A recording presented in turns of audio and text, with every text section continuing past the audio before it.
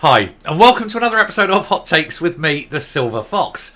In my previous video, I told of the plot to oust Humza Yousaf, the plot arranged by the men in grey kilts, the backroom boys, those who wield the real power within the SNP. And they, of course, installed Swinney as the replacement. However, what if I was to tell you that those same people now are already plotting the destruction of Swinney and the replacement of him with Flynn? It seems to be happening in front of our eyes already. People are already murmuring to the press that Swinney must go. These are senior sources. These are people who know whereof they speak. It seems that the press are already being briefed that Swinney's time may already be up. He hasn't even taken the job formally yet. How bad is it when they have a coup d'etat and replace him with a man, and then are plotting to replace the man they've replaced the original one with before the man they're replacing him with even takes the chair? It is all go in this party. They are a party that are clueless. They have no idea who they want to lead them, because everyone they have, every choice they look is useless. The only people who are in any way competent, they cannot have. It would sicken them to the core to put these people in. It's an unbelievable mess of a party. Let's take a look to see what is happening already to John Swinney. Here goes. So remember, he hasn't been formally, made leader yet. He's got until 12 o'clock tomorrow afternoon. And there may well be a challenger. There may well be someone coming up to force a vote. A vote they're likely to lose, and that's fine. But a vote nonetheless, so we'll find out who the party membership are, or what the level is. So he hasn't even got the job. And they're already manoeuvring to replace him and get Flynn into the seat. The caretaker is already mopping up his own mess, I think. Cracks already showing in the SNP unity as the government minister rages at senior sources. John Swinney is supposed to be the man to bring the SNP together, but instead, insiders are already briefing the press that he is a mere caretaker, keeping the seat warm for Stephen Flynn. Now, when we said about Humza Yousaf coming in, we always said he was the chair warmer. He's keeping that chair warm. But now we have the caretaker, who is just simply keeping the office clean, emptying the bins, doing a bit of light dusting, waiting for Stephen Flynn to take over. Cracks are already starting to appear in the SNP's apparent new unified stance ahead of the coronation of John Swinney as party leader, assuming it is a coronation, of course. Nats claim they have put the feuding of the past few years behind them and that Swinney premiership will trigger a reset. Kate Forbes stepping aside meant the former Deputy Minister has a clear run at the SNP leadership, a job that will likely take him all the way to Bute House and the First Minister's office, maybe. Kate Forbes stepping aside meant the former Deputy Minister has a clear run at the SNP leadership, a job that will likely take him all the way to Bute House and the First Minister's office. But of course, they wrote this before they knew about, Graham McCormick, the activist who's put his finger up and said, I'd like to run too. We don't know if he's got the numbers yet. He's definitely got the 20 branches, which is part of it. Whether he's got the 100 nominations, who knows? If he has, there will be a leadership election. And that should be most entertaining. Insiders, though, are already briefing that the Perthshire North MSP is little more than a caretaker boss to get the party through the general election. And at that point, of course, he'll get the old Spanish fiddler, elbow.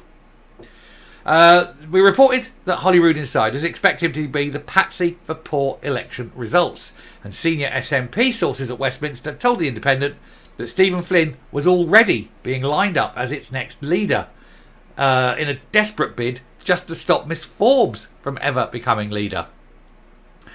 And it was all too much from Shirley Ann Somerville. And I did a quick video yesterday saying that she needs to, or she was angry that people kept briefing against Swinney. She said, this call for unity meant you to stop your secret weak quotes and get on with organising a canvassing session. Basically, they are desperate for Swinney to go in unopposed. They know he's going to go, and then they're desperate after that to get Flynn in, but it's all supposed to be a secret. We're all not supposed to know that the SNP are in a complete shambles, a complete set of disarray. They haven't got a clue. They don't know how to get Flynn in as quickly as possible without it looking like it was a set job from before Humza Yousaf quit. But they don't want Flynn to take the bad mouthing over bad election results. Result, put in Swinney. He's failed before. He can fail again. But he'll also, as his payoff, gets his nice little fat pension of 50-odd thousand a year for the remainder of his sad life. Not bad job if you can get it. However, that will then leave it free for Flynn to go in to stop Forbes, because those on the left cannot abide Forbes. They cannot abide a woman who would make them look stupid.